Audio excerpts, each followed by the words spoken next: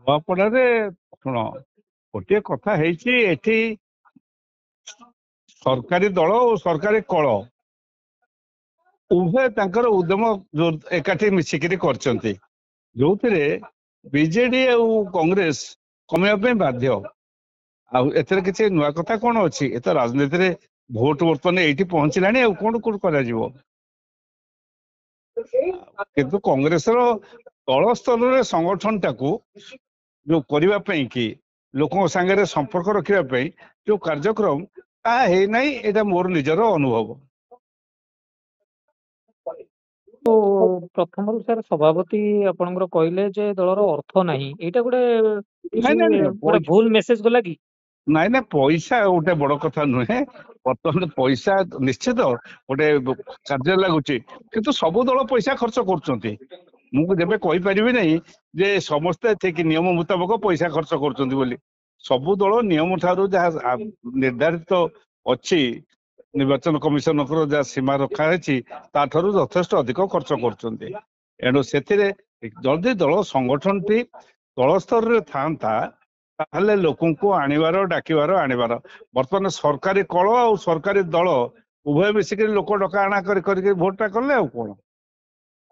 ହଁ ସାର୍ ଆଉ ଗୋଟେ କଥା, ଘାସରାମ ଆଜି କହୁଥିଲେ ଯେ ଏଥରକ ସେ ଜିତିବେ ବୋଲି, କିନ୍ତୁ ଦେଖିଲା ବେଳକୁ ବର୍ତ୍ତମାନ ଦଳ ବିଜେଡି ସହିତ ବି ଦ୍ୱିତୀୟ ତୃତୀୟ ଏମିତି ଚାଲୁଛି, ୟାକୁ ନେଇ କଣ କହିବେ?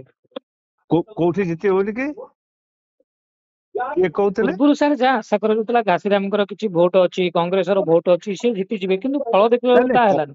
କଂଗ୍ରେସର ଭୋଟ ଗଲା ଥରକ ଯାହା ଥିଲା ତାଠାରୁ ଏଥରକ ଅଧିକ ମିଳିଛି, କାରଣ କଂଗ୍ରେସ ଗଲା ଥରକ ଯୋଉ ଭୋଟ ପାଇଥିଲେ ଶରତ ପଟ୍ଟନାୟକ ଛିଡା ହେଇକିରି, ତାକୁ ବି ତ କଂଗ୍ରେସ ଭୋଟ ବୋଲି ବିଚାର କରିବା। ଏଥରକ ତାଠାରୁ ଅଧିକ ମିଳିଛି, ସେଇଟା କଥା ନୁହେଁ। କିନ୍ତୁ ଯୋଉ ଜାତିଆଣ କଥା ପଡିଛି, ଜାତିଆଣ ଭିତରେ ଭୋଟ ହଉନାହିଁ ବୋଲି ମୋର ବ୍ୟକ୍ତିଗତ ମତ। ବହୁତ ଇଏ ଯଦି ସବୁ ଯାକ ପାଇଥାନ୍ତେ ଆଦିବାସୀ ଭୋଟ, ଏ ତ ଜିତିଥାନ୍ତେ।